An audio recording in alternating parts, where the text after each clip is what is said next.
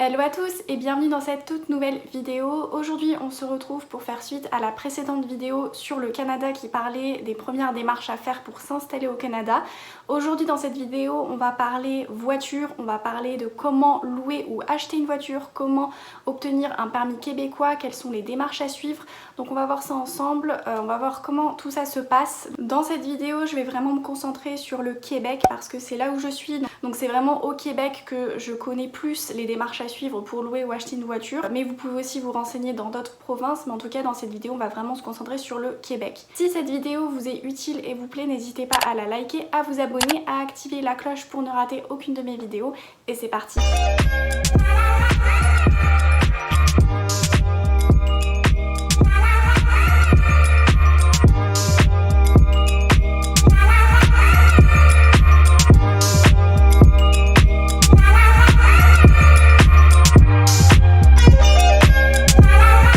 Dans un premier temps, on va parler du permis de conduire international, l'échange de permis, etc.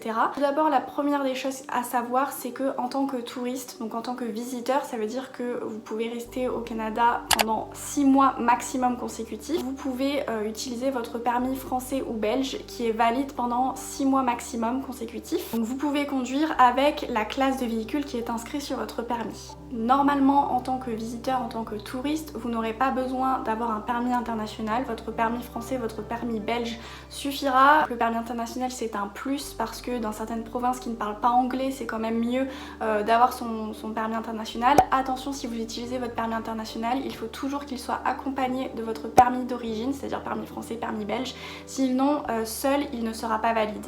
Si jamais vous n'êtes pas touriste, vous n'êtes pas visiteur et que vous êtes là par exemple en tant que PVTiste pour un PVT, pour un permis jeune professionnel, alors dans ce cas-là, vous allez rester plus de 6 mois normalement. Et si vous restez plus de 6 mois, alors là, il vous faudra impérativement votre permis international accompagné de votre permis français ou belge. Et vous pourrez conduire sur les routes du Québec tant que votre permis international est valide, c'est-à-dire en général de 1 an à 3 ans. Et par exemple, si vous voulez acheter ou immatriculer un véhicule au bout de 6 mois consécutifs, et bien dans ce cas-là, vous devrez impérativement avoir un permis international ou alors faire un échange de permis, donc obtenir un permis québécois, on va en parler après. Et si jamais vous voulez conduire un véhicule de classe professionnelle, par exemple un taxi, un bus, un camion, un véhicule d'urgence, alors il vous faudra nécessairement votre permis québécois, parce que là je parle du Québec en l'occurrence. Pour les personnes qui veulent conduire un véhicule de classe professionnelle, une visite médicale ou un examen médical pourrait être requis. Mais si jamais vous conduisez un véhicule de classe normale entre guillemets, donc une voiture classique, alors dans ce cas-là, normalement votre permis international sera suffisant, accompagné de votre permis d'origine évidemment. Donc maintenant on va parler un petit peu plus de l'échange de permis de conduire, comment faire pour transformer son permis français en permis québécois. Imaginons que vous êtes PVTiste et que vous avez envie d'obtenir votre permis québécois pour pouvoir conduire un véhicule plus de 6 mois. Et bien dans ce cas-là, vous allez devoir aller au Québec en tout cas à la Société de l'assurance automobile du Québec qui s'appelle la SAAQ. L'immatriculation du véhicule et le permis d'un véhicule est géré par les provinces et les territoires du Canada. Donc il y a plusieurs organismes qui se chargent de l'immatriculation et du permis des véhicules. Donc au Québec c'est la Société de l'assurance automobile du Québec. En Ontario ça s'appelle le ministère des Transports en Ontario, etc. Je vous mettrai une liste des endroits où aller si jamais vous avez besoin d'échanger un permis de conduire quelque part au Canada. Mais en tout cas au Québec c'est la SAAQ, la Société de l'assurance automobile du Québec. Ce qui est super pratique, c'est que si vous êtes français et que vous voulez échanger votre permis français en permis québécois, donc déjà il faut savoir que votre permis français vous allez le garder, c'est juste que vous allez avoir une autre carte correspondant à votre permis québécois. Et ce qui est super, c'est que vous n'avez pas besoin de repasser de permis parce qu'en fait il y a une entente entre le Québec et la France qui fait que vous n'avez pas besoin de repasser d'examen. Moi personnellement j'ai pris un rendez-vous à la SAC la plus proche de chez moi, mais toutes les SAC en fait ne font pas l'échange de permis de conduire. Donc je vous mettrai les liens en barre d'infos qui correspondent aux endroits où vous pourrez aller au Québec en tout cas. Il faut savoir que c'est très long d'obtenir un rendez-vous là-bas. Moi personnellement ça a mis 1 mois.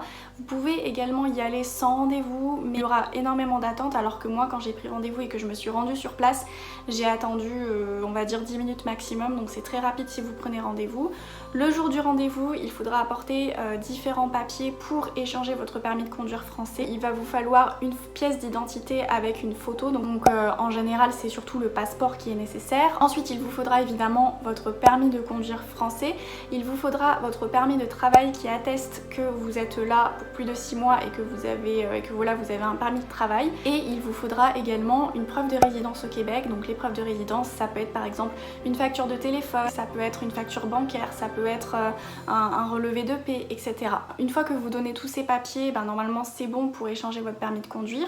Et il faut savoir que au Québec en tout cas, il faut payer tous les ans son permis de conduire et tous les ans il faut payer la plaque d'immatriculation si vous avez acheté une voiture au Canada. Et il faut aussi savoir que le permis québécois fonctionne avec des points. En fait en France, on va dire qu'on a un certain nombre de points et plus on va faire des erreurs, des infractions, etc., plus on va perdre les points.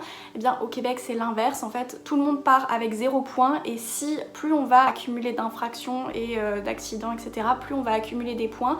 Et évidemment plus le nombre de points est élevé sur le permis, plus on va payer cher chaque année parce que forcément plus une personne va faire un accident, plus elle va payer cher son permis chaque année. Dans cette vidéo je ne vais pas parler de l'examen du permis de conduire pour ceux qui doivent le repasser, tout simplement parce que moi je l'ai pas fait. Dans mon expérience j'ai pas eu à le faire puisque en tant que française il y avait un accord entre la France et le Québec qui m'a permis de ne pas repasser un examen.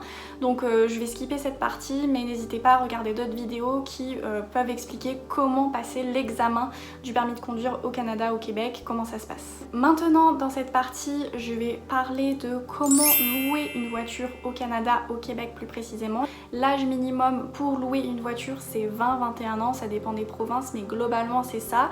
Il faut savoir également que si vous avez entre 20 et 25 ans vous serez considéré comme jeune conducteur, peu importe le nombre d'années que vous avez votre permis, ça ne compte pas, ce qui compte c'est votre âge, donc vous allez payer plus cher au niveau des assurances parce que vous serez considéré comme jeune conducteur. Pour louer un véhicule, vous pouvez aller sur des comparateurs sur internet pour voir le meilleur prix. Par exemple, il y a le comparateur Carigami qui est intéressant et qui vous permet d'effectuer des réservations jusqu'à la veille. Mais sinon, il y a plein d'autres sites qui permettent de louer des voitures, comme par exemple Budget, Hertz, Enterprise, Alamo, Dollar, etc. Je vous mettrai tous les liens en barre d'infos qui vous permettent de trouver ce que vous cherchez. Il faut savoir également que toutes les agences ne se valent pas en termes de service, en termes de prix.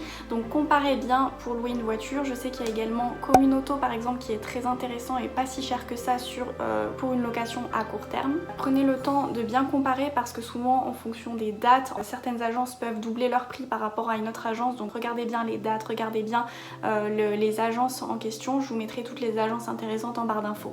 Dans cette partie, on va parler de comment acheter une voiture au Canada et surtout dans quel cas c'est utile d'acheter une voiture parce que acheter une voiture c'est un investissement, ça coûte cher. Donc moi personnellement je vous conseille d'acheter une voiture si vous habitez comme moi par exemple dans une région du Québec ou du Canada qui est mal desservie parce que ici les transports en commun c'est une catastrophe au Canada, surtout quand on s'éloigne de la ville. Par exemple à Montréal le système de transport est très bien, mais dès qu'on va s'éloigner à l'extérieur c'est catastrophique. Donc si jamais vous habitez dans une région mal desservie, oui, la voiture va devenir indispensable. Ensuite, si jamais vous vivez dans une ville qui est bien desservie, une grande ville, mais que vous comptez très souvent aller à l'extérieur de la grande ville, faire des voyages, etc., vous pouvez acheter une voiture, ça dépend de votre budget, mais comparez en fait si la location à court terme, ça revient pas moins cher que d'acheter un véhicule parce que souvent, juste louer ponctuellement une voiture, c'est beaucoup moins cher que d'acheter une voiture.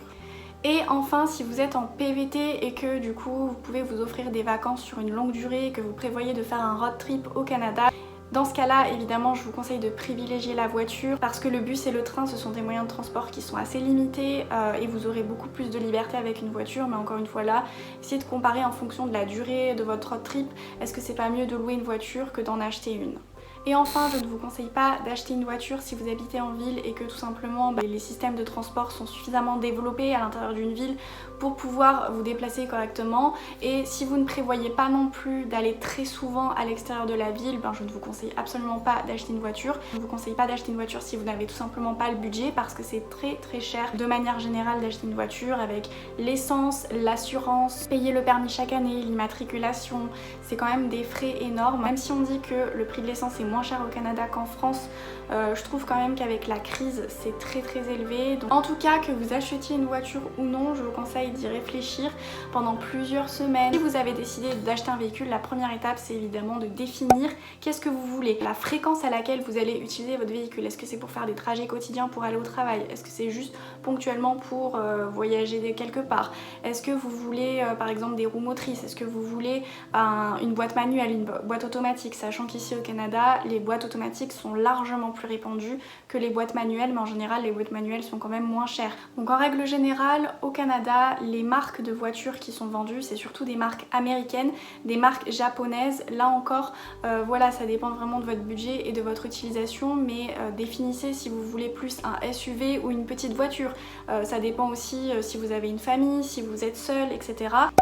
En termes de budget de voiture, il faut savoir que une voiture neuve c'est en gros 15 000 $ minimum, donc c'est quand même assez cher, mais c'est le prix des voitures neuves, sachant qu'évidemment avec la crise, si vous achetez une voiture neuve, ça va être beaucoup plus long à obtenir qu'une voiture d'occasion, tout simplement parce qu'il faut commander les pièces et qu'en ce moment il y a quand même une pénurie à ce niveau-là. Si jamais vous achetez un véhicule d'occasion, ça sera, on va dire, entre 2 000 et 6 000 $ maximum, donc c'est quand même beaucoup plus raisonnable, mais c'est les prix, donc ça demande quand même un budget. Et en plus du budget juste de l'achat du véhicule, il faut aussi prendre en compte tout l'à côté, c'est-à-dire l'entretien du véhicule. Il faut aussi prendre en compte le fait de payer une place de stationnement, évidemment comme je le disais, de payer le permis chaque année, l'immatriculation, l'assurance qui peut revenir cher, etc. Bref, il faut quand même prendre en compte tout ça dans le budget. Une fois que vous avez trouvé votre perle rare et votre future voiture, vous pouvez soit la payer comptant, ça veut dire cash, soit vous pouvez la payer en demandant un prêt à la banque. Donc attention, toutes les banques n'acceptent pas de vous fournir un prêt, ça va dépendre de la banque, ça va dépendre aussi de votre historique de crédit. Si vous ne savez pas ce que c'est un historique de crédit, je vous invite à regarder ma vidéo précédente sur les premières démarches à faire au Canada, où je vous explique tout le système bancaire au Canada qui est différent de celui de France. Si vous faites un prêt à la banque, il faut également faire attention au taux d'intérêt, comparer entre différentes banques, bref, renseignez-vous. Concernant le prix de l'essence, moi je trouve que l'essence au Canada est tout aussi chère qu'en France, surtout avec la crise en ce moment. Enfin, il y a eu une période en tout cas où c'était très cher. Maintenant ça commence un petit peu à diminuer, mais globalement je dirais que c'est par rapport au coût de la vie au Canada, je trouve que c'est le coût de l'essence est à peu près identique à celui en France. Et aussi dans les stations d'essence, vous verrez que le prix de l'essence est indiqué en centimes par litre. Donc c'est assez perturbant, mais c'est en centimes par litre. Il faut savoir également que le Québec c'est vraiment la province poubelle pour les voitures. Malheureusement c'est la province la moins réputée pour acheter une voiture, parce que c'est là qu'il va y avoir le plus d'arnaques, etc. Mais ne vous inquiétez pas, il y a quand même des bonnes références, il y a quand même des personnes qui sont bien intentionnées, qui ne vont pas vous vendre tout et n'importe quoi, mais comme je vous disais, il faut vraiment se renseigner. Si vous vous demandez est-ce que vous devez vous approcher plus d'un concessionnaire ou d'un particulier, je dirais que ça dépend vraiment de si vous avez une référence, de comment vous le sentez, mais en tout cas si vous faites face à un particulier, il faut vraiment privilégier les particuliers qui ont été propriétaires du véhicule par le passé, avoir les factures de réparation année après année. N'hésitez pas à comparer les prix, à comparer les modèles, n'hésitez pas à aller dans plusieurs concessionnaires et aussi à demander des rendez-vous pour tester le véhicule. De toute façon c'est très important de tester le véhicule, voir s'il n'y a pas de bruit bizarre, voir si les choses marchent correctement, s'il y a une clim, très important au Canada, est-ce qu'elle marche, etc. Et malheureusement au Québec, le contrôle technique n'est pas obligatoire. Lorsque vous achetez un véhicule, il faut le faire contrôler par un mécanicien avant, parce que le contrôle technique, comme je disais, n'est pas obligatoire. Donc quelqu'un peut vous vendre une voiture qui ne respecte pas le contrôle technique et qui ne peut pas rouler, mais légalement elle peut vous la vendre. Je vous mettrai en barre d'infos les liens qui sont intéressants pour voir des véhicules, pour essayer d'en acheter. Donc lorsque vous testez un véhicule, lorsque vous le voyez pour la première fois, il y a plusieurs choses à regarder. Dans un premier temps, je vous conseille de regarder la carrosserie. Est-ce qu'il y a de la rouille? Est-ce qu'il y a des pignes? Est-ce qu'il y a des renfoncements? Est-ce que la carrosserie est nickel? Est-ce que la peinture est correcte? Également, je vous conseille de tester les équipements, donc les essuie-glaces, les feux, est-ce qu'ils marchent? Est-ce que la clim fonctionne? est-ce que les vitres électriques fonctionnent, etc. Assurez-vous que l'état général du véhicule correspond au nombre de kilométrage qui est indiqué sur l'odomètre, parce que souvent il y a des arnaques où les vendeurs de véhicules trafiquent le nombre de kilomètres de la voiture en le diminuant fortement, mais essayez de regarder est-ce que c'est cohérent avec l'état de la voiture. Si par exemple la voiture a un faible kilométrage mais qu'elle est super abîmée, c'est peut-être qu'il y a un souci. Regardez également les pneus, l'état des pneus. Comme je vous le disais, avant d'acheter un véhicule, essayez de faire une inspection chez un mécanicien. Quand vous achetez un véhicule, il faut demander toutes les factures d'entretien et tout l'historique de réparation du véhicule pour savoir est-ce que le véhicule a été accidenté. Il y a un site qui est très bien que je vous mettrai en barre d'infos qui s'appelle Carfax, et en fait avec le numéro d'identification du véhicule qui est inscrit normalement sur le capot du véhicule, donc c'est le numéro NIV, vous pouvez aller sur le site Carfax. Bon, c'est payant mais au moins vous pourrez savoir si le véhicule a été accidenté, est-ce qu'il a été inondé, parce que les véhicules inondés évidemment ne peuvent pas rouler sur la route. Vous pouvez également vérifier si le propriétaire n'a pas de dettes, parce que si jamais il vous transmet sa voiture et qu'il a plein de dettes, les dettes vont aller sur vous, donc ça vous évitera d'avoir ce genre de problème. Vous pouvez demander une preuve d'assurance pour être sûr que la personne qui vous vend la voiture est bien le propriétaire du véhicule. Ensuite maintenant, concernant l'assurance automobile, il faut savoir que c'est assez cher évidemment de payer une assurance pour son véhicule. Ça peut aller jusqu'à plusieurs centaines de dollars, mais en règle générale vous pouvez vous en sortir pour une cinquantaine de dollars par mois. Il faut savoir que les assurances en Ontario et en Colombie-Britannique par exemple sont bien plus chères qu'au Québec, mais en tout cas il y a différents types d'assurances qui existent. Il y a l'assurance responsabilité qui vous permet de couvrir les sinistres que vous pouvez causer à autrui. Il y a l'assurance indemnité d'accident dommages corporels qui est vivement conseillée et qui est parfois obligatoire dans certaines provinces, certains territoires. Il y a également d'autres assurances facultatives qui ne sont pas obligatoires mais qui sont fortement conseillées. Par exemple l'assurance collision qui va prendre en charge tous les dommages qui peuvent être faits sur votre véhicule. Évidemment, le coût de l'assurance va dépendre de plusieurs facteurs, notamment le lieu où vous habitez, la fréquence à laquelle vous allez utiliser votre véhicule, donc le nombre de kilométrages par année. Également votre dossier de conduite, est-ce que vous avez eu des problèmes par le passé ou non, votre âge, etc. Et enfin, dans cette vidéo, j'avais envie d'évoquer les règles du code de la route qui sont assez différentes au Canada et en France. Il y a différentes choses qui vont changer. Donc j'ai fait une liste pour vous expliquer un petit peu qu'est-ce qui peut changer au niveau du code de la route. Peut-être que je ne suis pas au courant de tout, mais en tout cas ça c'est ce que j'ai remarqué. Dans les zones scolaires, les limitations de vitesse c'est 30 maximum, en ville c'est 50, sur l'autoroute c'est 100 km/h maximum, mais en vrai, en fait les gens peuvent conduire jusqu'à 120 km/h maximum. Conduire sous emprise d'alcool ou de cannabis est considéré comme un crime au Canada. Les priorités à droite au Canada n'existent pas. En général ça va être des carrefours. Imaginons que vous avez des intersections, vous aurez juste des stops et c'est le premier arrivé qui peut avancer en fait. Au début, si vous conduisez au Canada, ça peut être assez perturbant, mais quand vous arrivez à une intersection, le feu tricolore il est placé après l'intersection en face de vous, donc ça peut être assez perturbant, mais vous verrez qu'on s'habitue très vite. Le feu clignotant vert, ça veut dire que c'est toi qui as la priorité, et le feu clignotant rouge, ça veut dire que tu peux passer, mais d'abord tu dois marquer un stop pour laisser passer d'autres voitures. C'est pas toi qui as la priorité, mais tu peux quand même passer. Il y a également une règle qui n'existe absolument pas en France, c'est que si vous êtes dans une intersection et qu'il y a un feu rouge en face de vous, vous pouvez tourner quand même à droite, évidemment dans la mesure où tout est sécuritaire, et ça vous pouvez le faire uniquement à l'extérieur de Montréal. Si vous êtes dans Montréal, cette règle ne s'applique pas. Et enfin, si vous croisez un bus scolaire et qu'il s'arrête, tous les véhicules dans n'importe quelle direction où que vous alliez, en fait, tout véhicule doit s'arrêter. Si vous ne vous arrêtez pas, c'est encore pire que de griller un feu rouge. Donc voilà, on arrive à la fin de cette vidéo. J'espère vraiment qu'elle vous a été utile, qu'elle vous a plu, que si vous vous lancez dans l'achat ou la location d'un véhicule, ça aura pu vous renseigner. Je vous mettrai encore une fois toutes les informations en barre d'infos, tous les sites à aller voir pour comparer les prix. Surtout si vous êtes seul dans un pays que vous connaissez pas, que vous n'avez jamais effectué cette démarche, c'est important de demander de l'aide autour de vous, de demander des conseils, des références. N'hésitez pas à lâcher un petit pouce, à vous abonner, à activer la cloche et à me laisser des commentaires, et je vous dis à très bientôt pour la prochaine vidéo. Bye! Je me retrouve seul moi-même dans ce mal-être agréable. Solo je me force à l'être en restant si mal